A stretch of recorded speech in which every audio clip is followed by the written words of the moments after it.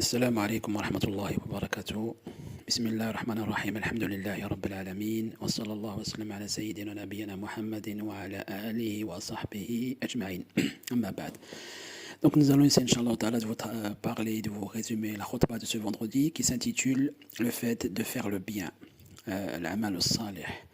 L'amal al-salih, dans un terme général, le faire le bien en islam, dans un terme général, c'est-à-dire al-khayr dans tous les domaines que nous pouvons mettre en œuvre, que ce soit dans le domaine professionnel, dans le domaine social, dans le domaine individuel, familial ou quoi que ce soit. Le fait qu'on parle de faire le bien est d'une généralité importante dans le sens où l'islam nous oriente et que chacun d'entre nous doit savoir comment le mettre en œuvre et comment faire le bien dans le sens où nous devons en réalité être gagnants avec Allah subhanahu wa ta'ala dans l'ajr hasanat, l'azim, une récompense, mais aussi au niveau de la société et auprès des hommes et des êtres humains en général. Alors quand on parle de faire le bien, la bonne action, la bonne œuvre, en tant que croyant, et comment Allah azza wa jalla l'a défini, ce n'est pas seulement lié ou en rapport avec l'ibad, l'adoration comme nous disons en fait. Car des fois nous avons des personnes qui pensent que quand tu fais l'amal al-khair, l'amal salih, c'est que dans le domaine religieux, dans le domaine spirituel en fait. Alors qu'en réalité non, c'est dans tous les domaines.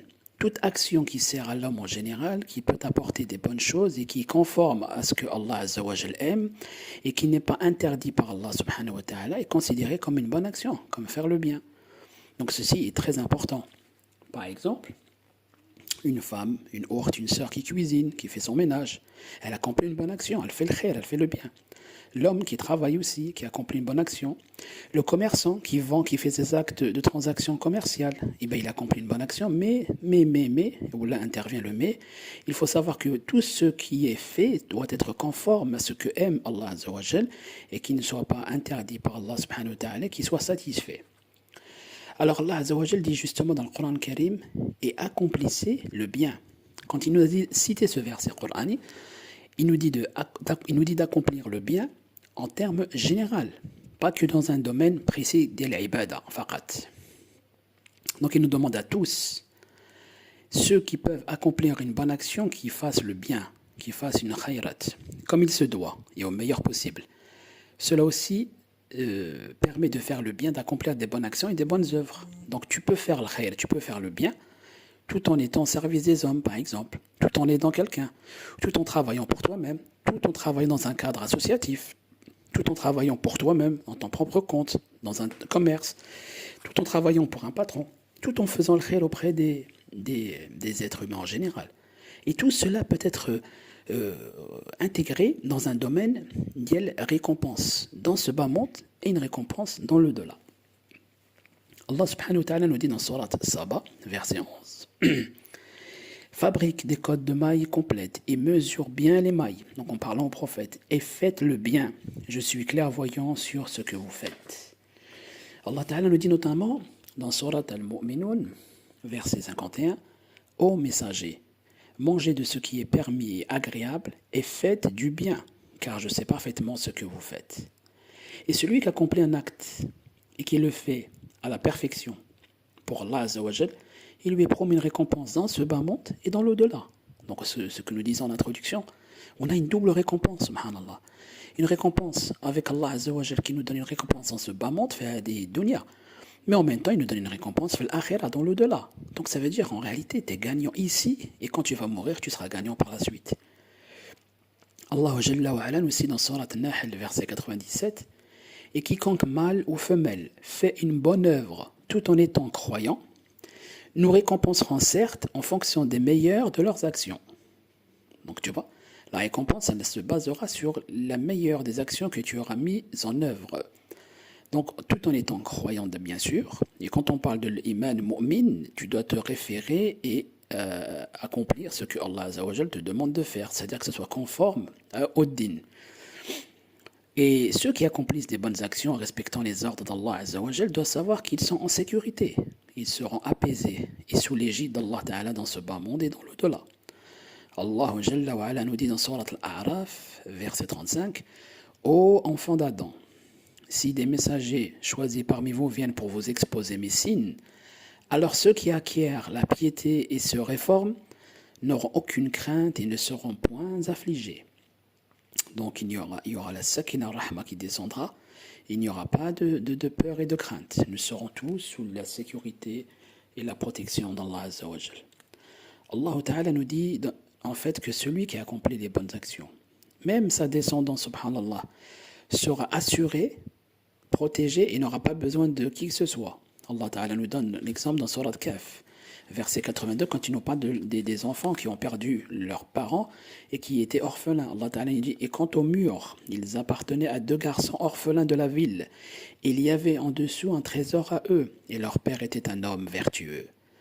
Donc, comme l'homme il était vertueux, qu'est-ce qu'il dit Allah Ta'ala? Ton Seigneur a donc voulu que tous les deux atteignent leur maturité et qu'ils extraient eux-mêmes leur trésor par une miséricorde de ton Seigneur. Je ne l'ai d'ailleurs pas fait de mon propre chef. Donc Allah Ta'ala nous dit, voilà l'interprétation de ce que tu n'as pas pu endurer avec patience. Il te dit bien, regarde, cet homme vertueux a eu des enfants, une descendance. Allah Azza wa Jal, il a protégé cette descendance et il leur a préservé leur trésor que leur père avait. Il l'a mis sous un mur qui a été fait. Il l'a dit, personne ne le touchera jusqu'à qu'ils grandissent. Ils seront matures, hommes adultes, ils pourront récupérer leur trésor par la force d'Allah Azza wa Jal. Donc on voit encore une fois comment Allah Ta'ala te donne la sakina, l'apaisement, la quiétude et qu'il n'y ait pas de crainte. Notamment, nous avons aussi l'exemple en parallèle. Regardez comment Allah Azza wa Jal parle aussi notamment de celui qui est égaré, du criminel, de celui qui est sur le mauvais chemin, qui a commis beaucoup de torts et de péchés dans ce bas monde.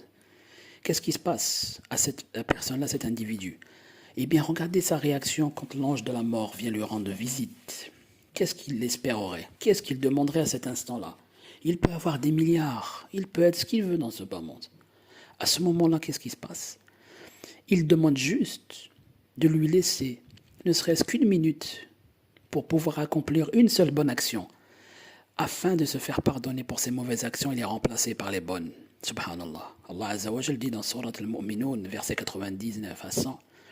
Puis, lorsque la mort vient à l'un d'eux, il dit, « Mon Seigneur, fais-moi revenir sur terre, afin que je fasse du bien dans ce que je délaissais, afin que je fasse du bien dans ce que je délaissais. » Allah Ta'ala lui dit, non, c'est simplement une parole qu'il dit. En gros, c'est trop tard. Derrière eux, cependant, il y a une barrière jusqu'au jour où ils seront ressuscités.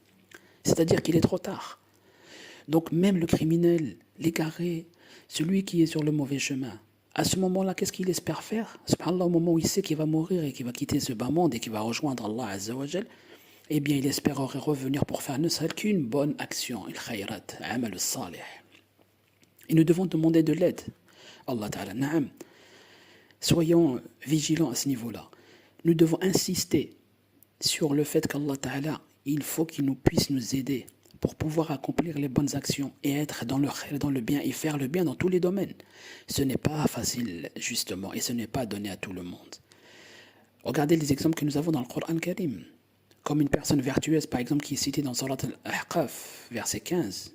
Un homme vertueux qui dit « Ô Seigneur, inspire-moi pour que je rende grâce aux bienfaits dont tu m'as comblé, ainsi qu'à mes pères et mères, et pour que je fasse une bonne œuvre que tu as agréée, pour que je fasse une bonne œuvre que tu as agréée, et fais que ma postérité soit de moralité saine, je me repens à toi et je suis du nombre des soumis. » Subhanallah.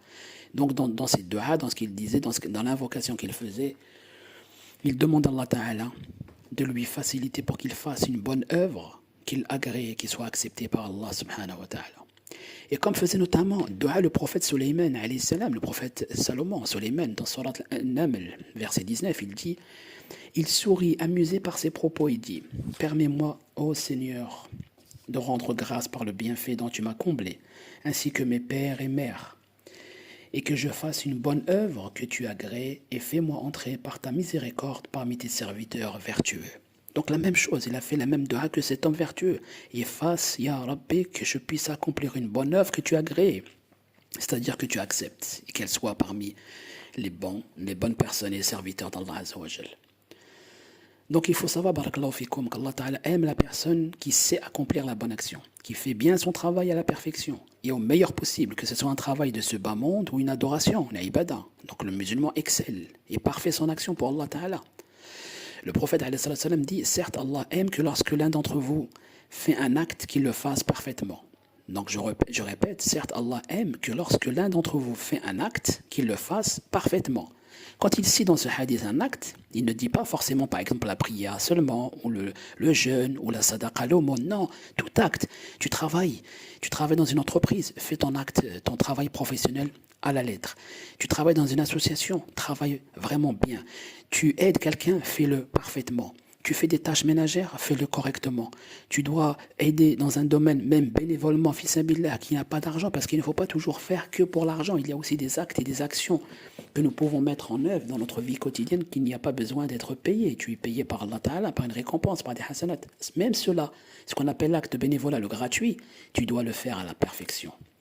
Le prophète sallallahu alayhi wa sallam dit dans un autre hadith, Allah aime que lorsque l'un de vous fait quelque chose, il le fasse avec excellence. Donc au début, il a dit parfaitement la excellence.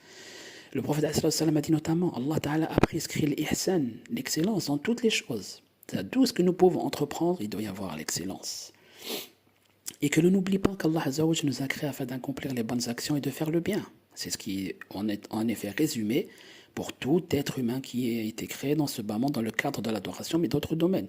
Allah Jalla wa Ala dit dans Surat Al-Mulk, verset 2, « Et c'est lui qui a créé la mort et la vie afin de vous éprouver et de savoir qui de vous est le meilleur en œuvre. Et qui de vous est le meilleur en œuvre, et c'est lui le puissant, le pardonneur. » Le meilleur en œuvre, c'est celui qui excelle, qui, quand il accomplit une action, il la fait parfaitement. Que ce soit même un adulte ou un enfant. Je cite les enfants, les jeunes, les adolescents, travaillent à l'école, travaillent dans l'associatif, travaillent dans le domaine professionnel. Quoi qu'il fasse, il doit le faire parfaitement, avec excellence, masha'Allah.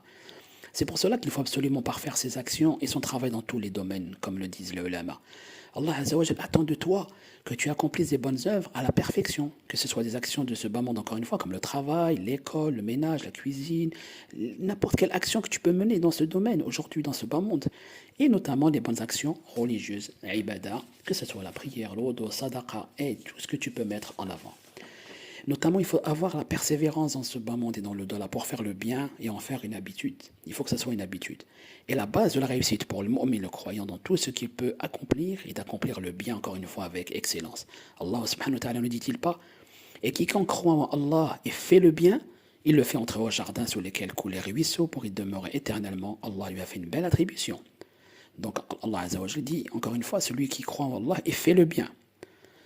La perfection dans le bien ne se limite pas justement à la perfection que des techniques, des tâches techniques, mais englobe l'attitude éthique, l'éthique, la morale, les valeurs, le comportement et l'intention, al-niyya, derrière chaque action. Donc encore une fois, l'éthique, la niyya, la bonne intention derrière chaque action que nous faisons. Et dans le din, justement, l'islam, chaque action, aussi petite soit-elle, peut être transformée en acte de ibadah, d'adoration, si elle est effectuée avec la bonne intention.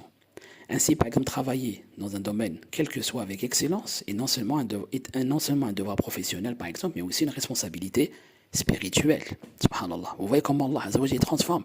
Tu travailles, tu es au travail, tu es en train de faire, je sais pas moi, tu travailles dans le bâtiment, tu travailles dans la mécanique, ce que tu veux, ou dans la boulangerie. Masha'Allah, tu fais bien ton travail, en même temps, Allah Azza wa Jalla te récompense. Ça devient une ibadah.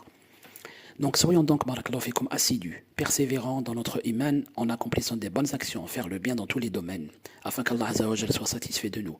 Et sachez tout de même qu'en suivant les enseignements du prophète alayhi salatu wassalam, en intégrant la perfection dans ce que nous faisons, dans nos actions de faire le bien, nous pouvons non seulement obtenir la satisfaction divine, comme je vous le disais il y a un instant, mais aussi contribuer, masha'Allah, positivement à la société dans laquelle nous vivons. Qu'Allah Azza wa Jalla nous guide, nous fasse que nous soyons des personnes qui travaillons à la perfection, qui accomplissons les actions comme Allah Ta'ala le demande et qui n'y soit satisfait de nous. Subhanakallah wa bihamdik.